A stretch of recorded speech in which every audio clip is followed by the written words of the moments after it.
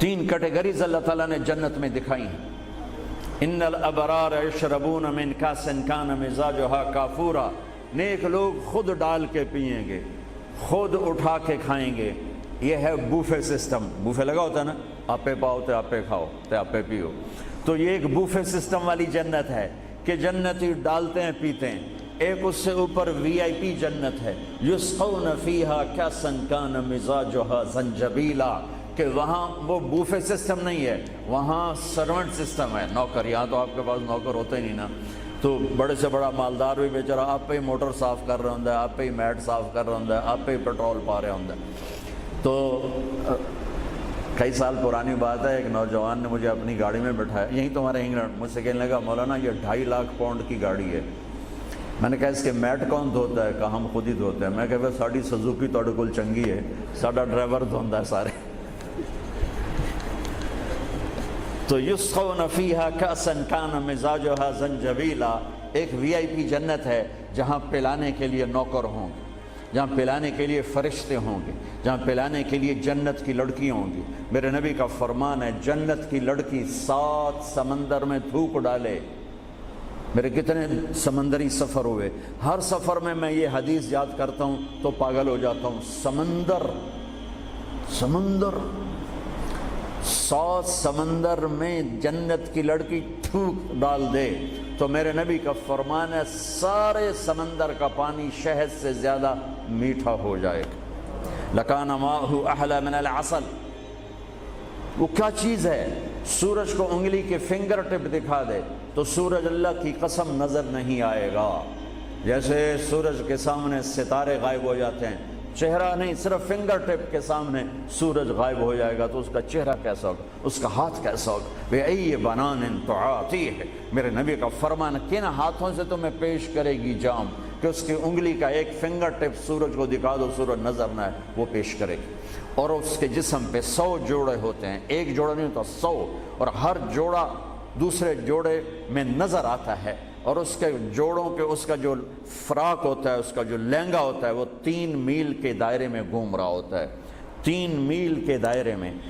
اور یہ اس لیے ہے کہ جنت کے لباس کا وزن کوئی نہیں، اس کا وزن ہے، یہ ویسٹ کوٹ کا وزن ہے، اب تھوڑا وزن ہی لگ رہی کہ گرمی محسوس ہو رہی۔ جنت کا جو لباس ہے اس کا دھاگا نور سے بنا ہے، نور کا وزن نہیں ہوتا، تو 100 پہنے یا 1000 پہنے، 100 جوڑے اللہ بندوں کو بھی پہنائے گا، جنت کی لڑکیوں کو پہنائے گا، 100 جوڑے میں اس کا جسم چاندی کی طرح چمکتا نظر آئے گا، وہ اس کی طرف بڑھے گی، ایک قدم جب اٹھائے گی 1 لاکھ ناز و انداز اپنے خامد کو دکھائے گی۔ یہ وی آئی پی لوگوں کی جنت ہے، ایک وی آئی پی، چاہے لکھاں وی لا دو، لکھاں کروڑوں وی آئی پی۔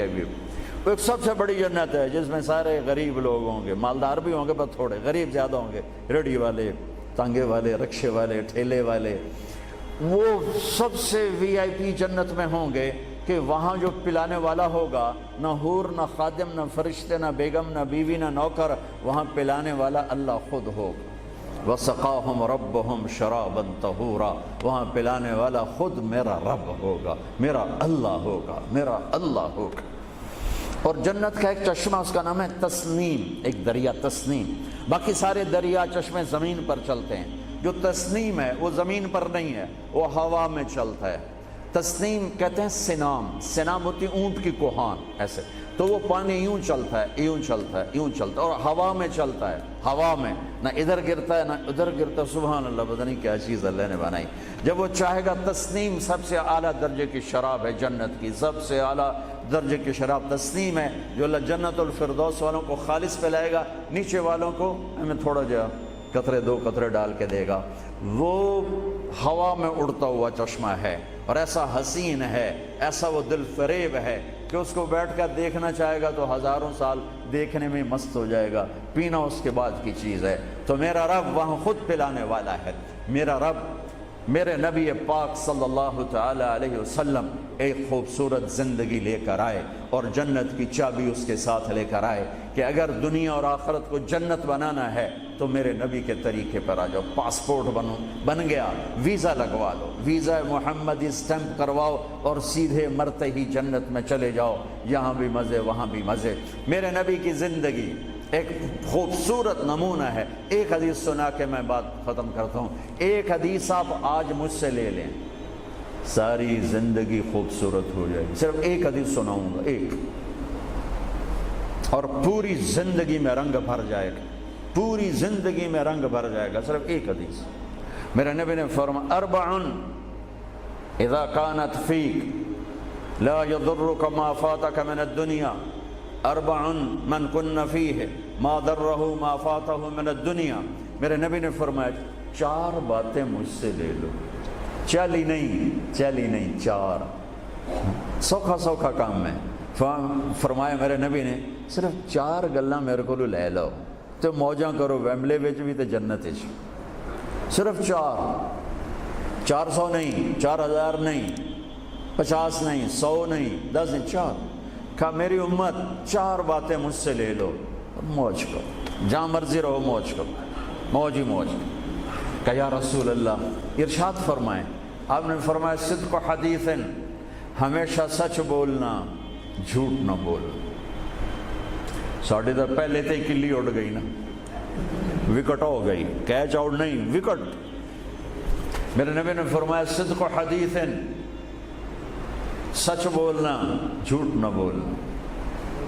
حفظ و امانت، کبھی کسی کو دھوکہ نہ دینا، کبھی کسی کے ساتھ 2 نمبری نہ کرنا، ہمیشہ دیانتداری کے ساتھ چلنا، ہمیشہ دیانتداری کے ساتھ چلنا، کسی کو دھوکہ نہ دینا، کسی کے ساتھ فراڈ نہ کرنا. میرے نبی نے فرمایا ایک اور حدیث جو یہ 2 صفتوں کی وضاحت کے لیے، صدق اور امانت، سچائی اور امانت داری.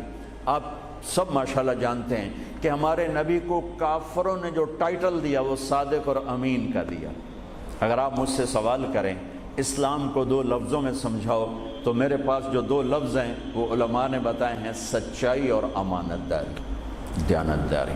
آپ مجھ سے پوچھو سارے کفر کو 2 لفظوں میں بتاؤ، سارے کفر کو 2 لفظوں میں، تو میرے پاس 2 لفظ ہیں جو علماء نے بتائے ہیں، جھوٹ اور فراڈ، جھوٹ اور دھوکے بازی. جھوٹ اور دھوکے بازی ساری دنیا کا کفر اس میں جمع ہے، اور سچائی اور امانت داری ساری دنیا کا اسلام اس میں جمع ہے. میرے نبی نے فرمایا میرا امتی ہر گناہ کر سکتا ہے، 2 کبھی نہیں کرے گا، 2 کبھی نہیں کرے گا. ایک جھوٹ کبھی نہیں بولے گا، ایک دھوکہ کبھی نہیں دے گا. لیکن میں درد سے کہتا ہوں مسلمان نام ہی جھوٹے کا پڑ کے، اور فراڈیائی مسلمان ہے، اور جھوٹائی مسلمان. جو غیر مسلم ہے اسے جھوٹ سے نفرت ہے.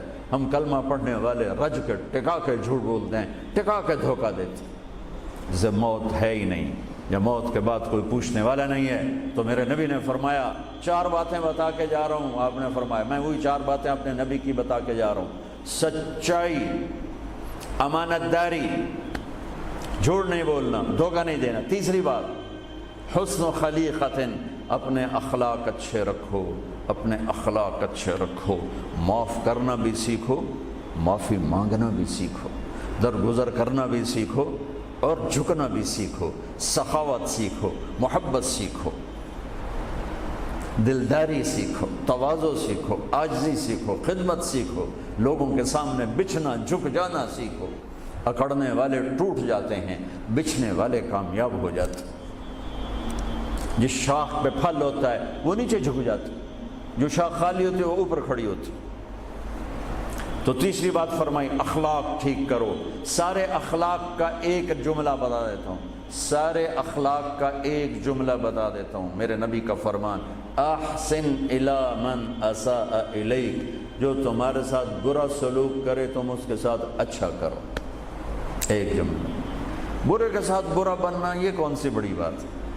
جو تمہیں پوچھتا نہیں اس سے پوچھو، جو تمہیں دیتا نہیں اس سے دو، جو تمہیں بد دعا دیتا ہے اس سے دعا دو، جو تمہاری غیبت کرتا ہے تم اس کو دعا دو، جو تمہاری برائی کرے تم اس کی تعریف کرو. پھر دیکھو اللہ کا غیبی نظام کیسے آپ کو ہوا میں اٹھاتا ہے اور اڑاتا. تو تیسری بات میرے نبی نے فرمائی اخلاق اچھے کر لو.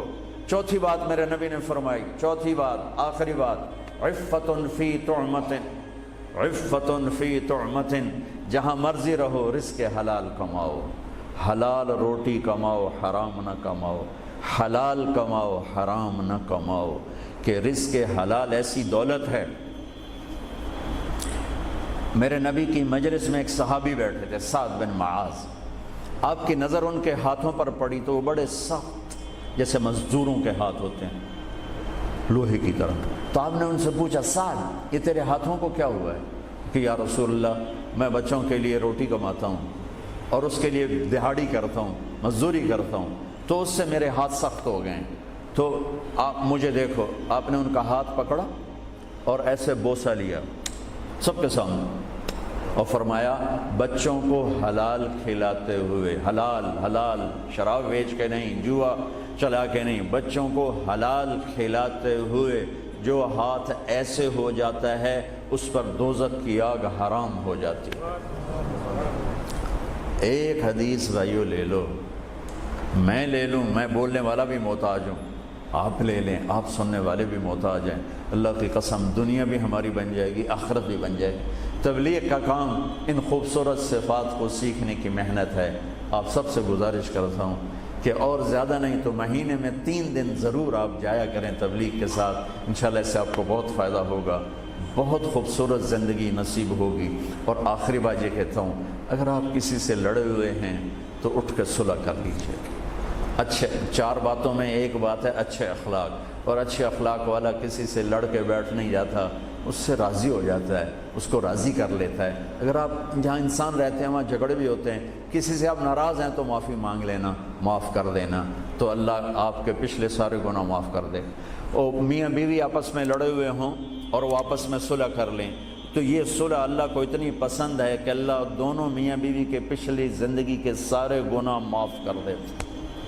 تو بھائیو محبت سے رہو، پیار سے رہو، اپنے نبی کی زندگی کو سیکھتے سیکھتے چلو، انشاءاللہ دنیا بھی ہماری ہے، آخرت بھی ہماری ہے۔ السلام علیکم۔